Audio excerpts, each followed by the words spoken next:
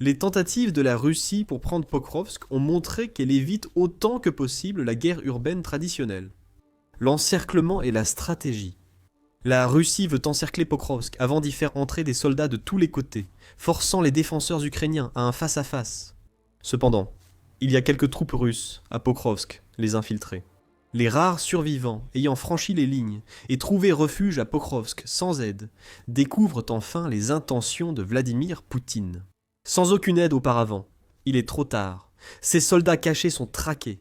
La Russie a tenté de dissimuler des soldats à Pokrovsk. L'Ukraine a alors agi brutalement, chercher et détruire. Selon un rapport du 23 novembre du Kiev indépendant, l'Ukraine sait que la Russie fait passer des soldats discrètement à Pokrovsk et tente désormais de les éliminer. Des forces ukrainiennes ont été envoyées pour nettoyer le centre de Pokrovsk des infiltrés russes, avec pour ordre de les trouver et de les éliminer. On ignore combien d'infiltrés sont à Pokrovsk, bien que la Russie ait beaucoup misé sur cette stratégie lors de sa récente avancée. La Russie a cessé les assauts mécanisés massifs du début de la guerre, qui lui avaient coûté de nombreux soldats et équipements. La Russie a opté pour une stratégie bien plus difficile à contrer pour l'Ukraine. Force News a qualifié cette approche de guerre de mascarade dans un article du 13 novembre, et ce nom peut être pris au pied de la lettre.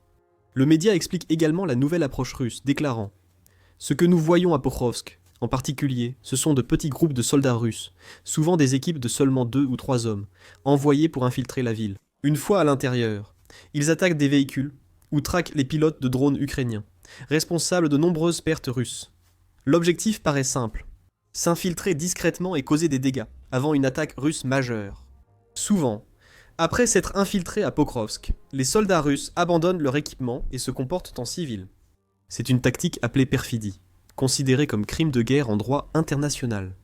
On comprend aisément le but de ce déguisement en civil. Les soldats russes cherchent à brouiller la frontière entre eux, cible militaire légitime, et les quelques civils restant à Pokrovsk que l'Ukraine essaie de protéger. La Russie peut parfois utiliser ce subterfuge pour surprendre les soldats ukrainiens. Parfois, la Russie cherche à tromper les troupes ukrainiennes, pour qu'elles tirent sur leurs civils, entraînant davantage de morts ukrainiens. Pour Poutine et son offensive sur Pokrovsk, peu importe que les Ukrainiens soient soldats ou civils. La Russie a été aidée dans cette approche sordide de la bataille de Pokrovsk par la météo ukrainienne. Le 12 novembre, la British Broadcasting Corporation a indiqué que les forces russes avaient progressé dans Pokrovsk grâce à un épais brouillard. Ce brouillard a compliqué la tâche des opérateurs de drones ukrainiens pour repérer les soldats russes entrant dans Pokrovsk à pied ou en petits véhicules comme des motos. Visibilité aérienne réduite. La Russie a envoyé des soldats qui se sont cachés dans le centre de Pokrovsk, attendant des renforts ou l'occasion d'éliminer des soldats ukrainiens. L'Ukraine ne pouvait permettre aucun de ces scénarios. Elle a donc lancé une mission de recherche et destruction pour éliminer les infiltrés russes. Nous connaissons les actions de l'Ukraine grâce à ses forces d'assaut aéroportées. Sur Telegram, l'unité a expliqué ce qui se passe actuellement dans le centre-ville de Pokrovsk. Les forces de défense contiennent l'ennemi et mènent des recherches et frappent pour éliminer les Russes à Pokrovsk, ont indiqué les forces d'assaut aéroportées. Nous tenons le centre-ville.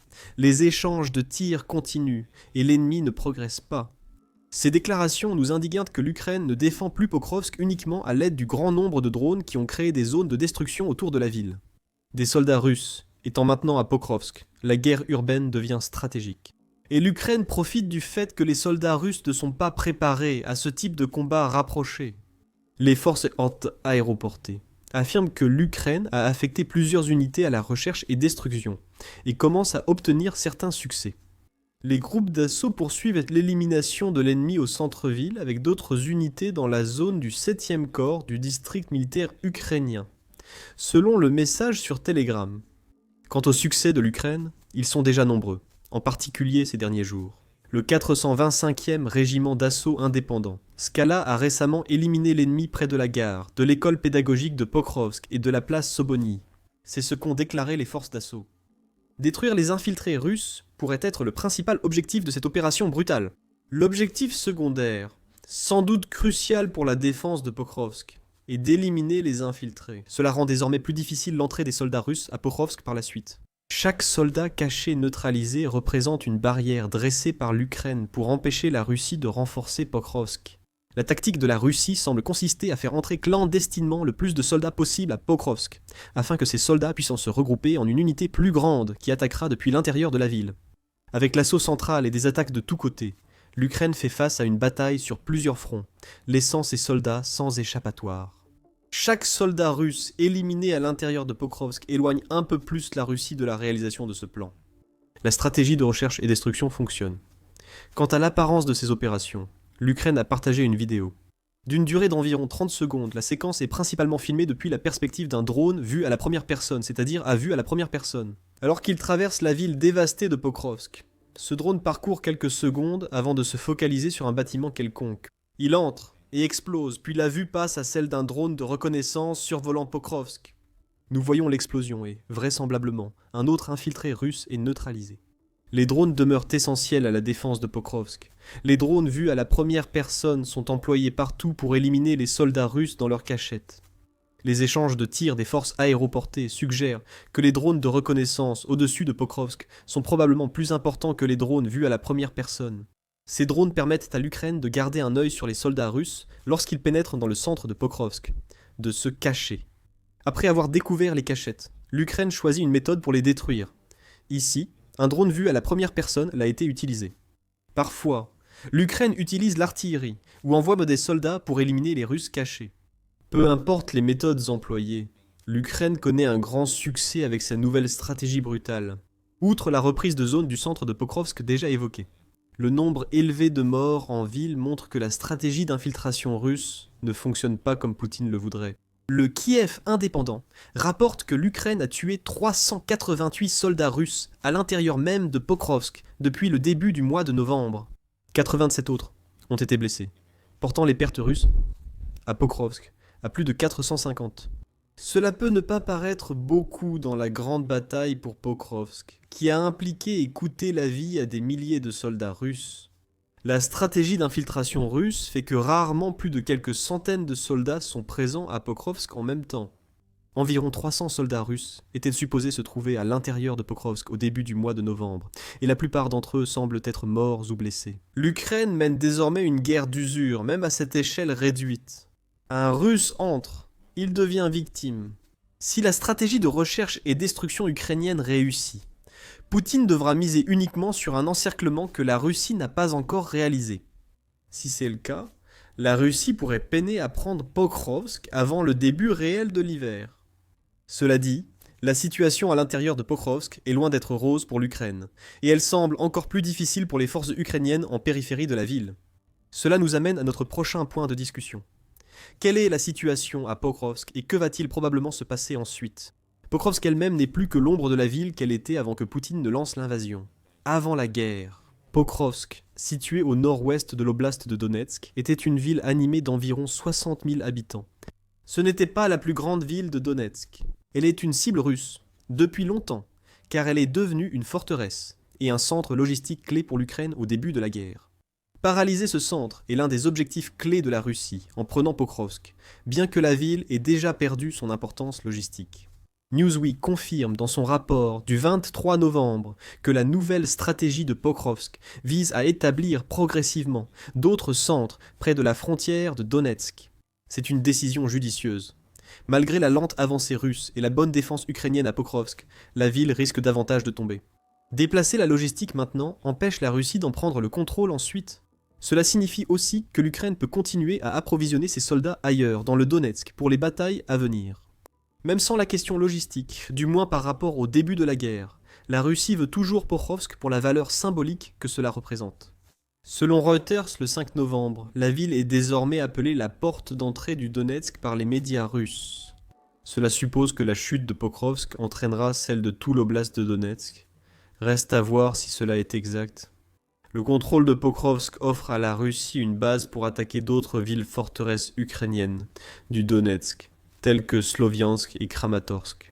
Psychologiquement, la chute de Pokrovsk serait presque plus dommageable pour l'Ukraine que l'aspect stratégique de la perte de la ville. Reuters indique que la capture de Pokrovsk serait le plus grand gain territorial russe depuis Avdivka en 2024. Ce sera difficile pour le moral ukrainien, mais Pokrovsk ne sera peut-être plus la porte d'entrée vers Donetsk. Selon Sam Kiley de The Independent, L'Ukraine prépare depuis un moment une retraite combattante depuis Boukrovsk. Derrière la ville, là où la Russie veut progresser, se trouvent des champs de mines, des bunkers, des points d'étranglement sous l'artillerie et des murs de drones. La prise de Pokrovsk représenterait une victoire majeure pour la Russie, mais l'offensive suivante ne causera que plus de morts. Quant au moment où, et même si cette chute va se produire, il ne semble pas que cela soit pour tout de suite. L'Institut pour l'étude de la guerre, a jugé la situation à Pokrovsk sérieuse et dynamique lors de son analyse de l'offensive russe, du 22 novembre. La Russie mène une vaste offensive de propagande. Selon l'Institut pour l'étude de la guerre, des blogueurs militaires russes ont déclaré les 21 et 22 novembre que les forces russes avaient pris Pokrovsk et progressé au nord de la ville. Des blogueurs militaires russes ont aussi rapporté que les forces russes avaient avancé le long de la route T0504 Pokrovsk-Mianarad au sud de Rivne. La circulation sur l'autoroute est fluide. Les affirmations concernant la prise de Pokrovsk sont prématurées, si l'on est généreux, et carrément mensongères, si l'on est réaliste. Les blogueurs militaires russes surestiment sans doute l'importance de certains infiltrés entrant en ville. Mais quelques infiltrés ne prouvent pas la prise de Pokrovsk. Au contraire, l'Ukraine détruit actuellement ces infiltrés. Cependant, il est avéré que les forces russes aient laissé de progresser en périphérie de Pokrovsk. Même si elle perd les quelques soldats qui ont réussi à pénétrer dans le centre-ville. Le 23 novembre, Sky News a rapporté des images provenant du quartier Shakhtarsky, situé en périphérie de Pokrovsk. Avec la réserve que ces images proviennent du ministère russe de la Défense, la vidéo montre des soldats russes se promenant dans ce quartier, ce qui implique une prise de contrôle. Le même média précise que le 145e régiment d'assaut et les 32e, 35e, 38e, 155e brigades ukrainiennes restent actives à Pokrovsk. D'autres unités ukrainiennes se sont déplacées vers la périphérie de Pokrovsk, vraisemblablement pour garder les routes de retrait ouvertes lorsque l'ordre de quitter la ville sera finalement donné.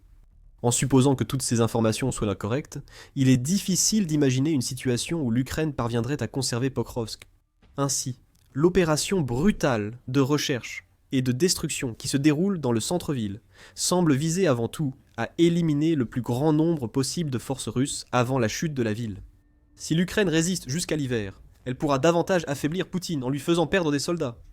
Des unités d'équipement que vous souhaitez utiliser lors de prochaines offensives dans le Donetsk. Il se peut que pour l'Ukraine, il ne s'agisse plus de tenir Pokrovsk. Il semble plutôt que le but soit de faire de la ville un hachoir à viande, éliminant un maximum de soldats russes, avant que l'ordre de se retirer ne soit donné. Newsweek s'appuie sur ces rapports, en soulignant que d'autres zones de Pokrovsk sont soit déjà tombées sous contrôle russe, soit sur le point de l'être. Il cite Deep State, un blog de suivi de la guerre, utilisant des images géolocalisées pour analyser la situation sur le front. Deep State affirme que la Russie contrôle le sud et l'ouest de Pokrovsk, mais s'arrête avant le centre où l'Ukraine poursuit ses opérations de recherche et destruction. Il n'est pas clair à ce stade ce que signifie réellement le mot contrôle. La Russie pourrait disposer d'importantes forces au sud et à l'ouest de Pokrovsk, obligeant les troupes ukrainiennes à se replier ultérieurement. Ou ces zones pourraient être contrôlées par de petites poches de troupes russes tentant de les tenir. Si c'est le cas, l'Ukraine pourrait étendre sa mission de recherche et destruction à ces régions. Même si elle contrôle désormais une grande partie du centre de Pokrovsk, l'Ukraine ne pourra sans doute pas garder Pokrovsk indéfiniment. Et cela n'est pas dû au génie tactique de la Russie, car même le passage à l'infiltration et à la tentative d'encerclement entraîne des taux d'attrition élevés pour les Russes. Tout cela pour une ville devenue moins stratégique pour l'Ukraine qu'à l'époque où Poutine lançait l'offensive sur Pokrovsk il y a près de 2 ans. Au contraire, le principal défi de l'Ukraine à Pokrovsk réside dans le seul domaine où la Russie possède un avantage net, la main-d'œuvre. L'Atlantic Council affirme que la situation à Pokrovsk révèle la crise croissante de main-d'œuvre en Ukraine. L'article du Conseil, publié le 30 octobre, met en avant les propos tenus par le président ukrainien Volodymyr Zelensky. Sur le front de Pokrovsk, l'Ukraine est dépassée 8 contre 1, car Poutine y a déployé environ 150 000 soldats. Pour l'Ukraine, les vagues massives de volontaires qui se sont engagés lorsque Poutine a lancé la première invasion ont considérablement ralenti, selon l'Atlantic Council. Alors que le conflit entrait dans sa 4e année, avec des pertes élevées et une désertion accrue, le flux initial se réduisit à un filet. Le média dit que l'Ukraine a encore des solutions pour cette crise. L'une d'elles serait d'abaisser l'âge minimum du service militaire obligatoire dans le pays de 25 à 18 ans. Volodymyr Zelensky a jusqu'à présent hésité à le faire, probablement parce qu'il s'inquiète de ce que cette baisse signifierait pour l'avenir de l'Ukraine, alors que de plus en plus de jeunes hommes du pays meurent. Volodymyr Zelensky agite aussi pour des raisons politiques. Comme le souligne le Conseil, il a préféré des incitations pour attirer de jeunes volontaires, plutôt que de les obliger à combattre. Cependant, si les problèmes de main-d'œuvre de l'Ukraine entraînent davantage de difficultés alors que Vladimir Poutine tente de s'emparer du reste du Donetsk, en supposant la chute de Pokrovsk, abaisser l'âge du service militaire obligatoire est une option. Une autre option, qui est de plus en plus utilisée à Pokrovsk et ailleurs en Ukraine, consiste à retirer complètement les humains du champ de bataille. Le 23 novembre, la British Broadcasting Corporation a indiqué que les robots terrestres sont de plus en plus essentiels pour les soldats ukrainiens au front de Pokrovsk. Ces robots, principalement des drones terrestres, remplacent véhicules blindés, camions de ravitaillement et autres grandes unités. Elles seraient des cibles faciles pour l'artillerie et les drones russes. Les robots que l'Ukraine utilise sont suffisamment petits pour tenir dans des pistes cyclables et sont équipés de tourelles fonctionnelles. Le plus important, c'est qu'ils sont difficiles à repérer et contrôlables à distance. Actuellement, ces drones transportent des fournitures. Près de 90% des fournitures à Pokrovsk sont livrées par ces robots. Le potentiel offensif de ces drones terrestres reste sous-exploité, même si la Russie semble devoir prendre de Pokrovsk. L'Ukraine adapte sans cesse ses drones, ce qui pourrait lui permettre d'utiliser ses véhicules terrestres pour remplacer les soldats lors de futurs combats. Beaucoup de cela reste spéculatif, et la situation à Pokrovsk est encore incertaine. La Russie avance lentement, mais il reste difficile d'évaluer l'ampleur réelle face à l'infiltration et la stratégie de recherche et destruction ukrainienne. Pour l'instant, le centre de Pokrovsk est toujours sous contrôle ukrainien, et le pays a réussi à protéger ses routes d'évacuation hors de la ville. La date d'utilisation de ces routes par l'Ukraine reste à débattre. Si la tactique brutale de recherche et de destruction réussit ailleurs à Pokrovsk, comme dans le centre-ville, les tentatives russes de prendre la ville pourraient encore être d'actualité en 2026. Quel que soit le sort de Pokrovsk, la Russie a déjà payé un lourd tribut en vie pour les assauts de Poutine contre la ville. Des dizaines de milliers de soldats russes sont morts, alors que le pays subit des pertes catastrophiques au milieu du bain de sang de Pokrovsk créé par l'Ukraine. Découvrez comment drones, unités d'élite et tactiques avancées ont permis à l'Ukraine d'infliger de lourdes pertes malgré l'infériorité numérique dans notre vidéo. Et si vous avez apprécié cette vidéo, n'oubliez pas de vous abonner à The Military Show pour plus de mises à jour sur la situation à Pokrovsk. Et merci, comme toujours, de nous avoir regardés.